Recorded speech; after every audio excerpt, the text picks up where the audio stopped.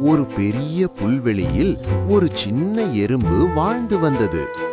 அதன் பெயர் சிட்டு. சிட்டு தினமும் காலை எழுந்தவுடன் உணவு தேடி ஓடிக்கொண்டிருக்கும்.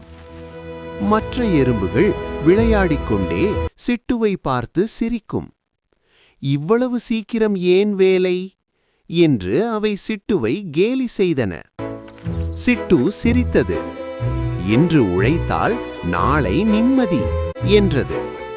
சில நாட்களில் வானம் கருமையாகி மழை பெய்ய ஆரம்பித்தது. வெளியே செல்ல முடியவில்லை. விளையாடிய எறும்புகளுக்கு பசித்தன, கவலைப்பட்டன. அப்போது சிட்டு தனது சேமிப்புகளை எடுத்து நாம் எல்லோரும் சேர்ந்து சாப்பிடலாம் என்றது. அனைவரும் நெகிழ்ந்தனர். அன்று அவர்கள் ஒரு பாடம் கற்றுக்கொண்டனர். உழைப்பு மட்டுமல்ல, பகிர்ந்து கொள்ளும் மனசும் தான் உண்மையான செல்வம்.